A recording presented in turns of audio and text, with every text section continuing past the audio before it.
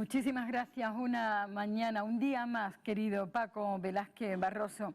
Bueno, la robotización de los seres humanos, señoras y señores, es un tema fascinante que plantea muchísimas preguntas sobre el avance de la tecnología, sobre el impacto en nuestra sociedad. Y a partir precisamente de este momento vamos a explorar tanto la robotización de los seres humanos como la inteligencia artificial y cómo está transformando nuestro mundo y cómo esto puede afectar a nosotros, a las personas, a los individuos, en términos de empleo, en términos de habilidades, en términos de la relación entre los humanos y las máquinas.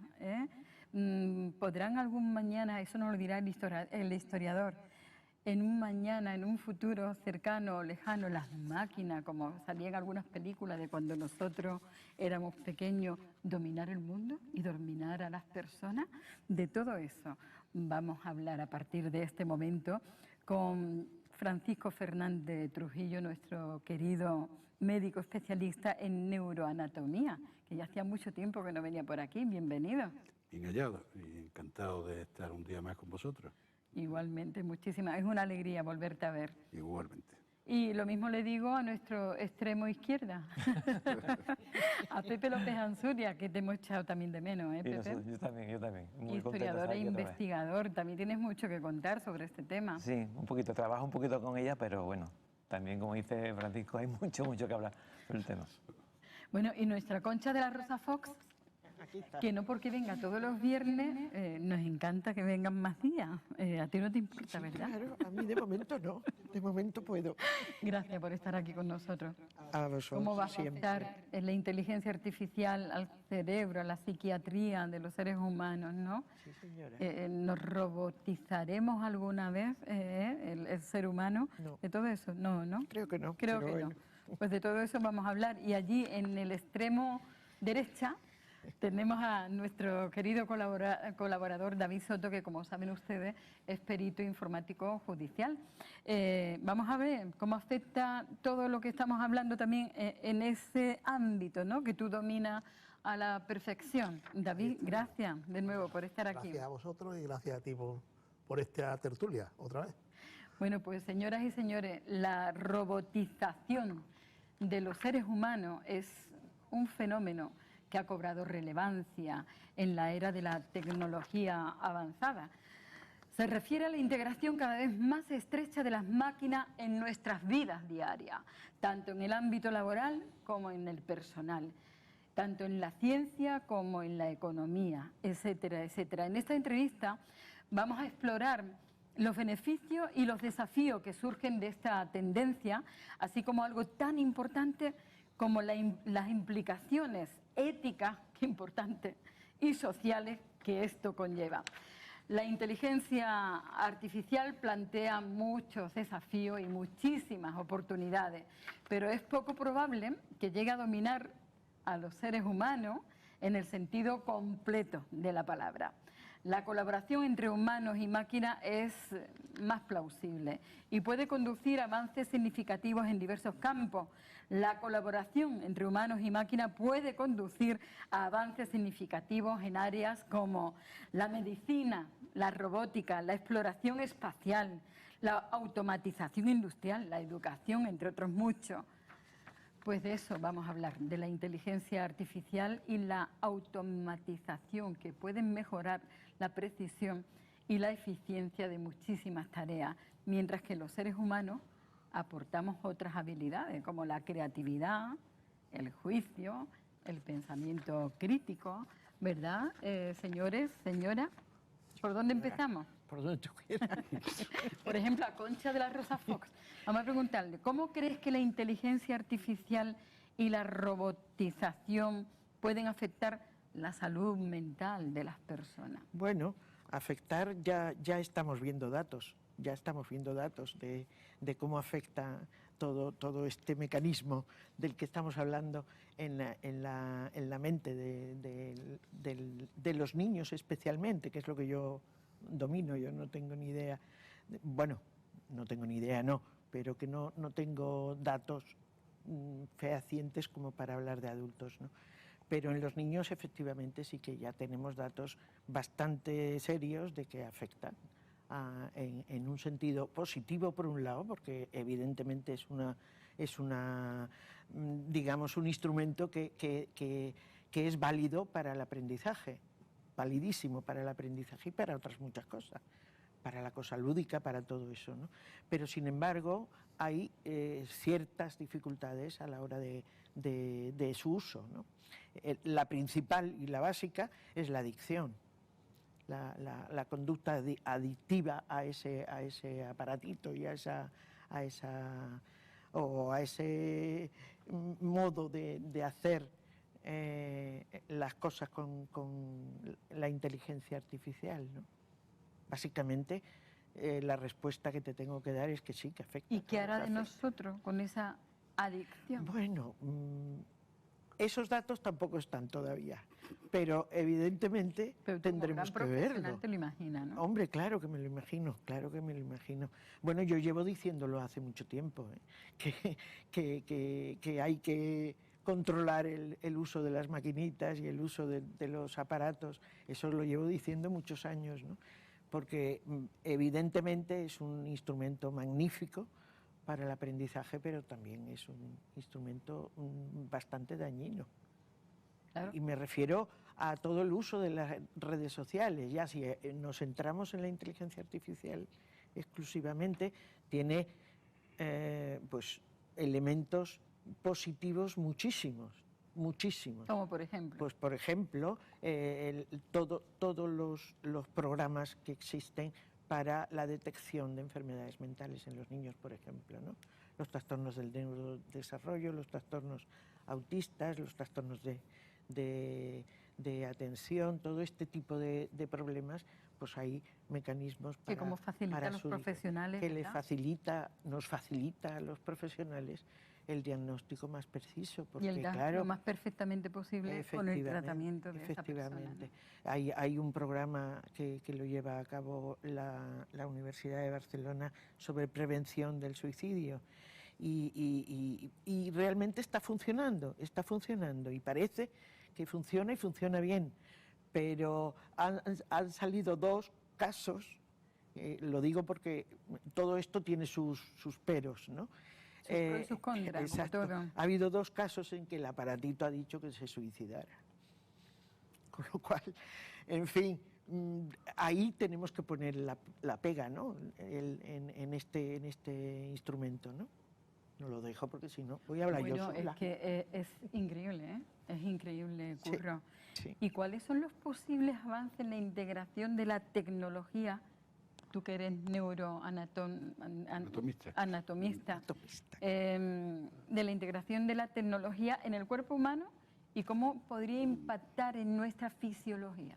Mira, pues, bueno, es que ya está integrado, es decir, ya hay múltiples dispositivos, donde, digamos, ese concepto de robot, que es más amplio que lo que la gente muchas veces piensa, porque cuando hablamos de robot nos imaginamos un bicho por aquí moviéndose. No, pero con es una forma pierna, más o por menos ejemplo, humana. o un brazo. Exacto, pero tenemos protésica, tenemos dispositivos para audición, para visión, para el habla, es decir, tenemos una serie de arsenales tecnológicos que ahora mismo se implantan. De hecho, tenemos hasta corazones artificiales que se utilizan como mecanismo de transición a personas que no les llega a su corazón y se le implanta un corazón artificial, corazones además que son tecnológicamente máquinas de una perfección, vamos, increíble, ¿no? Y mantienen con vida en ese estadio entre el momento del diagnóstico y el momento de recepción de un órgano definitivo, pues a un paciente vivo. En protésica los avances han llegado al punto de que, bueno, algo que era impensable hace muy poco tiempo, que amputados bilaterales, amputados con 2, bueno, ahí tenemos una imagen de un miembro superior, ¿no? De una mano. Uh-huh. En el caso, por ejemplo, de los amputados bilaterales de miembro inferior, que desempeñan, bueno, una movilidad totalmente normal, sin muchos problemas desde el punto de vista funcional, En el caso de las manos, ya hay manos que incluso permiten la adquisición de información sensorial. Es decir, no solamente la motriz, porque, digamos, la motriz es lo fácil. Abrir y cerrar. Y llegar a que se mueva lo mejor posible, entre comillas, sería la función más fácil. Ahora, la información sensorial tiene una dificultad añadida. Sentir, ¿no? Claro, y ya hay manos que sienten. Es decir, y dan información que permiten al usuario hacer mayor o menor presión, saber la temperatura, por ejemplo, es decir, pequeñas informaciones que nosotros damos por supuesto, porque no la precisamos, porque ya la tenemos incorporado en nuestros miembros. Pero claro, si yo tomo una superficie y noto que está rugosa, me está informando de que tengo que actuar de determinada manera con ella, tengo que interaccionar de determinada manera. Y después el uso de la máquina con el humano, bueno, pues aquí en Cádiz tenemos además, ahí tenemos, bueno, pues miembros inferiores. Esos miembros inferiores van computerizados y, de hecho, a veces, ¿no? Un poco una anécdota un poco curiosa es que se quedan sin pilas, se descargan y pierden la capacidad de hacer el movimiento para el cual están programados. Tienen que recargarlo, tienen que buscar un cargador para cargar el sistema electrónico que llevan, ¿no? Y a lo que iba ahora era al uso también de los robots y de la tecnología en ámbitos, por ejemplo, y además, vamos, lo digo porque aquí en Cádiz tenemos un centro de referencia en eso, que es el Puerta del Mar, en el servicio de urología, y que es el uso de los robots Da Vinci, por ejemplo, en cirugía. Bueno, es decir, que eso permite, no solamente ya in situ, sino que permitiría, y de hecho se hace en otros lugares. En Barcelona hay un equipo que está en colaboración, por ejemplo, con cirujanos en Nueva York, que están, un cirujano en Nueva York utilizando el robot en Barcelona. Eso operando en Barcelona. Exactamente. Es decir, ¿eso cómo se ha conseguido? Bueno, por la tecnología esta. Muchas veces escuchamos tecnología y no sabemos para qué sirve, ¿no? Entonces, cuando dicen la tecnología 5G, y claro, la asociamos al móvil, pero es que la tecnología 5G, que es Internet a muy alta velocidad, sin necesidad de un cable, entre comillas, pues ¿qué ocurre? Nos permite que podamos hacer cosas de este tipo, ¿no? De hecho, es la tecnología del Internet de las cosas, ¿no? El IoT, ¿no? Entonces, todo eso se está aplicando ahora mismo en medicina, se está aplicando al igual la inteligencia artificial, como decía la Concha, para determinar campos en el diagnóstico, se está utilizando en imagen, bueno, en radiología, por ejemplo, en el caso de radiología espectacular, y hay dos que son en oftalmología para el estudio de retina y en el caso de dermatología, que hay lesiones que es muy difícil determinar si van a evolucionar hacia una lesión maligna o no, pero que precozmente se pueden detectar. De hecho, los ojos entrenados con un dermatoscopio pues lo suelen ver. Pero claro, lo suelen ver ojos entrenados del especialista. Cuando está muy lejos del especialista, ¿qué hace? ¿Cómo lo hace? Pues entonces, eso nos permite, además, deslocalizar la asistencia de calidad en medicina, que eso es muy importante, porque hace que sea más justa, más igualitaria, es decir, le da más valor, ¿no?, a la medicina que se hace, ¿no? Qué importante todo lo que tenemos y todo lo que tenemos que ver, ¿eh? Claro. Qué importante. Bueno, Pepe, ¿existen precedentes históricos de cambios tecnológicos que hayan transformado radicalmente la sociedad? Tú que eres un gran historiador e investigador. ¿Cómo lo podrías comparar con el potencial impacto de la inteligencia artificial y la robotización de hoy en día? Que tú y yo hemos hablado mucho en los programas de radio de aquellas películas que veíamos cuando éramos pequeños y que todo se está haciendo realidad y todo parecía ciencia ficción, ¿verdad? Hombre, en principio creemos que todo el tema, estábamos hablando antes, David, del chat GPT, que para muchas personas, sobre todo para mentes muy jovencitas, mucha gente parece que es como el Dios que hay que consultarle lo que te diga, lo que decía Concha. Hay que tener mucho cuidado porque, a fin de cuentas, es una base, un patrón matemático, estadístico, que si tú le metes datos extraños, como le ha pasado a algún youtuber que ha jugado y dicho, vamos a meter Colón, que en el 2015 llega no sé cuánto, y te dice el chat GPT que le ha gustado mucho Estados Unidos, que es un país muy bonito, cuando llega a Colón tenía muchas ganas de ir, pero sí, Colón, digo, 1492, o sea, tenemos que tener mucho cuidado porque hay personas que están dedicándose a qué hago hoy, qué como hoy. O sea, como seres humanos, si vemos la parte ética, somos seres creadores de pensamiento, de ideas y de sentimientos. Si apartamos esa parte, yo creo que estamos perdidos. O sea, yo no puedo tener una idea para crear un emprendimiento y si me sale 100 veces me dice el chat, tienes que cambiar y dedícate a cultivar tomate. Porque entonces Edison, cuando le preguntaron, ¿cómo se sintió usted cuando fracasó 100 veces con la bombilla? Y dijo, no, yo no fracasé 100 veces con la bombilla, yo perfeccioné 100 veces mi invento. Si por ejemplo, tienes un sentimiento porque estás con alguien que te ha dejado o estás en una relación, lo que sea, y una base de datos te va a decir lo que tienes que hacer, sinceramente me parece a mí muy triste, ¿no? Entonces, tampoco es algo nuevo, porque lo que hemos hablado muchas veces, lo que tú decías en programas de radio, de los años 40, cuando Alan Turing, que es el verdadero creador de la inteligencia artificial, cuando consigue descifrar la máquina nazi Enigma, que estaba haciendo perder a los aliados de la Segunda Guerra Mundial. Ese matemático y criptógrafo fue que, digamos, empieza con ese primer ordenador a crear todo eso. Pero todo lo que sea, como decía Francisco, todo lo que sea ayudar a la persona, que una persona mayor que llega a su casa y diga, Alexa, enciéndeme la luz, y no tenga que andar 20 pasos, me parece maravilloso, o lo que está contando un médico. Claro. Pero que tenemos que ver, o sea, yo vengo en el coche y si me distraigo un poco, te mete en el carril, digo, maravilloso, Sí, sí. pero el coche no es skill, el coche es fantástico. O sea, no creamos, nosotros tenemos ya una edad, una formación, pero ojo porque hay niños con 12, 13 años que yo sé, porque escucho a amigos, ¿qué voy a comer? ¿Qué debería hacer para hacer que no se calor? Que vamos a poner las cosas en su sitio, una regulación, que es lo que hablábamos antes de entrar, que siempre vamos por detrás de lo que sale, y luego aparte de no creernos tampoco de que ni nos va a quitar trabajo, ni nos va a quitar... Nos va a servir como un análisis para, en mi trabajo que hago marketing también, bueno, pues te va a dar una serie de datos, pero no es el dios Google, como dicen en las películas Minions, ni tampoco tenemos que creernos que es un demonio, simplemente con que sea una herramienta suficiente. Mira, estábamos viendo, a ver si podemos verlo otra vez, la reconstrucción de los rostros del pasado, ¿no? Gracias a la inteligencia artificial. Cuéntanos, Pepe.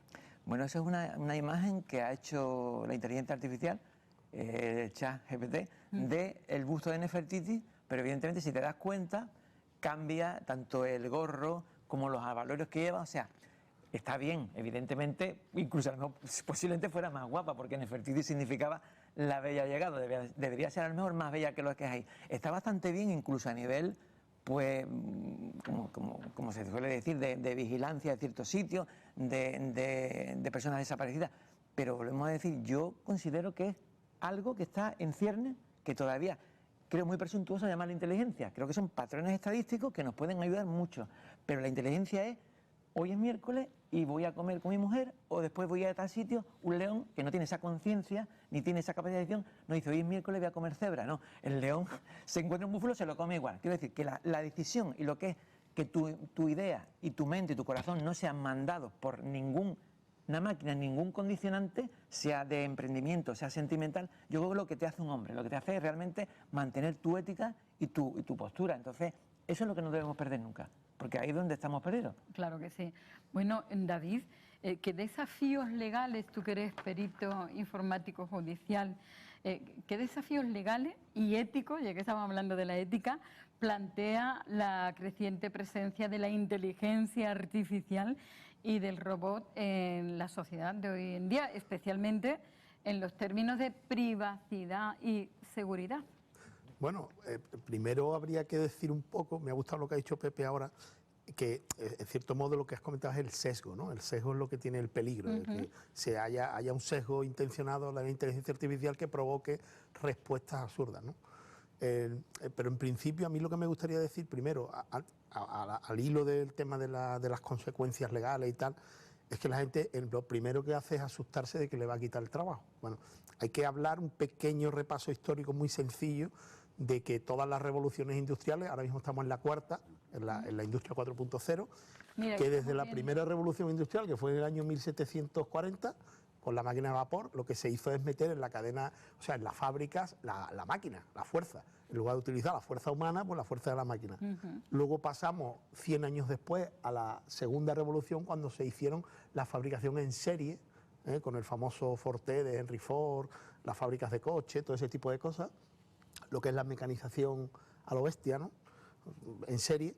Luego en la tercera fue solo unos años después, que fue en la década de los 70, los ordenadores, la invención de los ordenadores con su uso masivo para todo, y ahora, muy pocos años después, desde los años 70 ahora, estamos en la cuarta revolución, que es una especie de mezcla entre el Internet de las cosas, la sensórica, la robótica, la inteligencia artificial, las nubes, nubes de datos me refiero. O sea, todo ese tipo de tecnologías mezcladas provocan como resultado pues un impacto en la vida brutal, ¿no? Una revolución tremenda. Claro, entonces hay que empezar que, por ejemplo, en la época de la primera revolución industrial, cuando cambiaban un telar manual y ponían un telar mecánico, se cargaban 36 puestos de trabajo. Pero no ha pasado nada. Bueno, y en porque el campo no veas, porque se ha rehecho ese puesto de trabajo y se ha incluso ampliado. ¿Vale? Eso está más que estadísticamente demostrado. De hecho, el Foro Económico Mundial estima que se va a acabar en los próximos años 90 millones de puestos de trabajo, pero se van a crear 190 nuevos. Yo, cuando doy algunas conferencias a chavales, les digo, probablemente vais a trabajar en algo que todavía no se ha inventado. O sea, el trabajo que vais a hacer no se ha inventado todavía. Y yo creo que ese es un poco lo que tenemos que tener en consideración. Por otro lado, otro impacto que ha tenido las revoluciones industriales, si vemos gráficos estadísticos, no lo digo yo, es la estadística pura, el impacto en el Producto Interior Bruto. Es decir, los países han crecido exponencialmente desde las revoluciones industriales. O sea, ha sido positivo. Entonces no hay que temer al uso de la tecnología, lo que hay es que obviamente regularlo y ordenarlo. No hay que hacerle caso al ChatGPT para decir que voy a hacer de comer hoy. Pero bueno, a lo mejor si te interesa, por ejemplo, que supervise un texto, que haga tal, es algo a tener en cuenta con tu criterio profesional. Pero quiero decir que todos los impactos que ha tenido el uso de la tecnología y de la mecanización en el ser humano siempre ha sido positivo, no ha sido negativo. Eso que te he dicho del trabajo es muy gracioso porque hay una anécdota que la estaba contando antes con Concha. Cuando empiezan los coches de combustión, hay en Estados Unidos una manifestación grandísima de los cocheros porque no querían que hubiera coches de combustión. Entonces, si no hubiéramos hecho caso, pues iríamos con la mula, o sea, pues esos cocheros se reconvertirían en taxistas. Quiero decir, que no se pierden, lo que sí se pierden son trabajos, pero el ser humano se adapta a lo siguiente, además somos súper adaptables, si no, no estaríamos aquí. Lo que has dicho de los coches, hay artículos periodísticos curiosos que decían que el cuerpo humano a partir de 30 kilómetros por hora iba a tener convulsiones y problemas. Exacto. Y no... A partir de 80 los tenés, ¿verdad? Sí, que lo consideraban muy perjudicial para la salud. De hecho, no se recomendaba incluso a las mujeres cuando estaban embarazadas pues que no viajaran. Literalmente que no viajaran. Prohibido. Sí, hubo una época que era así. Hubo una época que era así. Sí. Bueno, hay un dato, me ha encantado la imagen que has puesto de las revoluciones. Y yo creo que la revolución esta de la inteligencia artificial tiene un componente que no tiene otra, a mi juicio, que es todas las revoluciones estas ha sido basado en hechos tecnológicos donde el proveedor no éramos nosotros mismos. Y la inteligencia artificial se basa en nosotros. Es decir, nosotros somos los que hemos generado la inteligencia artificial, pero no porque la hayamos inventado, sino porque la hemos alimentado con el Big Data, lo que tú decías de ese volumen de datos. Es decir, nosotros hemos generado muchísima información, esa información es la que se está generando que los sistemas que aprenden, que tienen capacidad de aprender, o bien el autoaprendizaje profundo o las otras modalidades que hay, que aprendan, y son las que nos proveen a su vez tomas de decisiones o elementos que nos permiten decidir sobre determinados factores, ¿no? Yo creo que eso la diferencia un poco de las otras, donde lo tangible era lo que era definitorio. Es decir, yo veía un ordenador y veía el ordenador. Ahora no, ahora es intangible. De hecho, no puedes saber cuando llamas por teléfono a una empresa a algún sitio, no sabes si lo que te está atendiendo es una máquina. Exactamente. Es así. Claro. Curiosamente, yo hice un artículo hace poco que puse en mis redes, que tuvo decenas de miles de visitas, porque decía, la IA no puede con la IA. Y es porque teníamos una herramienta a nivel forense para detectar, que la usan muchos profesores de todo el mundo, para detectar si un texto se había hecho con ChatGPT. Sí. Claro. Pues a lo largo de los meses ya no es detectable. Claro. Entonces, las grandes universidades, grandes profesores, he leído muchas conferencias, esta mañana he estado escuchando una, han cambiado los métodos de evaluación porque ya no son capaces de detectar si el alumno realmente la ha hecho con ChatGPT o no. De hecho, hay muchas editoriales ya tienen programas donde tú mandas el manuscrito Claro, y antes lo analizan para ver si tienes O sea, pues, es que hoy día Claro. nos estamos comiendo, Claro. hay que tener... Vamos a una velocidad de vértigo. Sí, sí, es una- Vértigo. Pero tenemos que intentar que no Además, pase muy como- pocos meses. Es que además, por ejemplo, para las imágenes, ¿no? Sí. Los prompts, es decir, la instrucción que se le da para que genere en Dell o en cualquiera de los sistemas que hay, ¿no? Tú coges y tú construyes un prompt y si el prompt es bueno, pues te sale algo muy bonito. Pero si el prompt, es decir, la instrucción es mala, te sale un churro, es decir, te sale una porquería. Exactamente. Entonces, claro, la inteligencia es inteligente en virtud de la capacidad que yo tengo de utilizarla. Microsoft está utilizando una palabra ahora genial, que es copilot, es decir, utiliza como, es decir, es lo que me ayuda a mí. Yo humano estoy ayudado por una herramienta. No me va a quitar nada, sino va a hacer que yo pueda vivir y utilizar mejor el conocimiento que ha generado Todo todo lo el que nos mundo. rodea, Es decir, claro. Dudas. Claro, por eso se está regulando, que es lo interesante. Claro. La Unión Europea aprobó hace 2 La meses la OMS. nueva ley de inteligencia artificial que se va a implantar a lo largo de los próximos años. La ONU ha sacado una conducta, un cuestionario Sí, de un conducta, código de un código de buena conducta, pero que es voluntario. Pero esto con el tiempo se regulará, sobre todo por el sesgo intencionado Exacto. y que pueda dar situaciones pues, que sean en el código de la OMS, una de las cosas precisamente que viene es el sesgo. O sea, sesgo, por ejemplo, desde sesgo por raza, sesgo por recursos, es decir, uno puede condicionar... Por género, por edad. por Género, todo. por edad. Que Es tú decir, piensas por- que los poderes generales siempre intentan, los grandes avances, intentan aprovecharse parte de él, lo que dice Francisco. Imagínate que hay una intención de hacer un sesgo social, racial, económico, y esa persona, no nosotros que ya tenemos una edad, una formación, pero un chaval con 12 años dice, pues tal estrato social, tal no sé cuánto, y hoy un día no cala, hoy, pero mañana sí, al pasado también, y terminas por hacer un sesgo y apartar a esa gente de la sociedad, y puede ser un terreno muy peligroso. Sí, sí, sí. Así que... Sí, sí, claro, evidentemente, y para los niños mucho más. Claro, Porque los niños crecen con una rapidez Una mente maleable. y la tecnología yo creo que va más rápido sí, sí, que además, los niños. ¿Cómo se Y modela, entonces- cómo se modela el cerebro de un niño? Es decir, es muy complejo. Sí, sí, complejísimo porque... Y la de interrupciones que puede sufrir. Es decir, interrupciones o interferencias, ¿no? Sería quizás Sí, la sí. de interferencias, a veces indeseables, son bastante elevadas, ¿no? Mucho, mucho, Claro, mucho. sí, Ya lo digo, muy no elevado. tenemos todavía muchos datos Claro. precisos, pero empezarán a aparecer Claro, ya mismo, seguro, vamos. además, vamos. Ya mismo, Seguro. porque es que es un impacto muy importante el que ejerce todo esto sobre la infancia.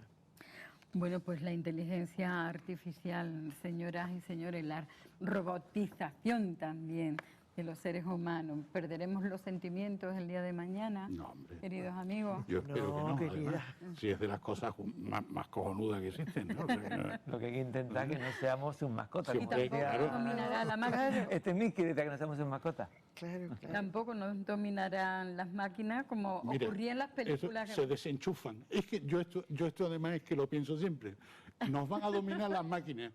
Desenchúfala, ya está. Es que es muy sencillo. De ¿no? momento yo creo que las máquinas, por la época actual, son muy buenas dando respuestas, pero el hombre o el ser humano es mejor tiene más. haciendo preguntas. De Yo hecho, creo que sí. Sí, sí, me claro parece que que el creador, uno de los creadores de ChatGPT, lleva una mochila, vamos a decir mochila nuclear, donde él sería capaz de apagar todo ese chat si eso Claro. generara algo. O sea, él también sabe el potencial que puede llegar a ver. No creo que pase, no estamos hablando de Terminator, pero sí es verdad que lo que dice Francisco, cada vez que meten más datos, adquieres más conocimiento. No Claro, significa conciencia, claro. pero te puede decir, pues me ha hecho así, pues córtale la mano, porque tú como consientes que, Claro, pero el eso que sistema, sí, sistema claro. también tiene capacidad para ir, Claro. es decir, para ir aprendiendo cierto componente ético, entiendo. Es Exactamente. decir, lo que pasa es que quizás, claro, es que estamos hablando de un periodo de tiempo Sí, muy corto, corto. muy Es decir, es cortísimo. Sí, pero la ética se la enseñan las personas. Yo comenté Claro, con Manoli claro. hace tiempo un programa que hicimos de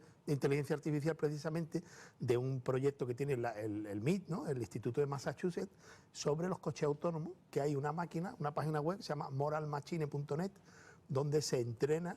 Tú puedes jugar y ver, según tu capacidad social, dónde vives, qué edad tiene y tal, que a quién salvaría y a quién estrellaría en un supuesto accidente de un semáforo. Entonces, al final tú ves que las costumbres sociales, por ejemplo, la gente oriental le tiene más respeto a las personas mayores. Entonces salvan antes a una persona mayor que a un niño. Pues todo ese código ético, de alguna forma, tiene que estar codificado en las máquinas, en los coches autónomos, en las máquinas que vayan a interactuar. Y siempre depende al final de lo que decía Federico, de nosotros, porque está el dilema ese del tren que va por 2 días. De la ética y de las Entonces, normas. somos nosotros lo que dice, somos nosotros los que le ponemos esa base, no tiene esa conciencia de inteligencia de decir, voy a decidir en función de. Se nos ha ido el tiempo, con todo el pesar de mi corazón y todas las preguntas que siempre se quedan en el tintero, amigos míos. Pero bueno, eso nos dará para otro programa.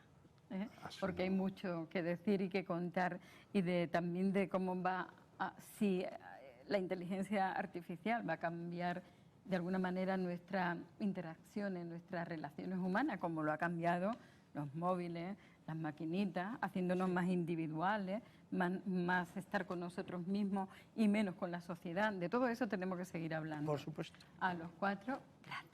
Muchas Es gracias. todo un Gracias. A placer vosotros, muchas gracias. estar siempre con vosotros y aprendiendo de los sabios de mi tierra. Señoras y señores, gracias también a ustedes por estar ahí. Esperamos que les haya gustado esta pequeña tertulia que hemos tenido. Y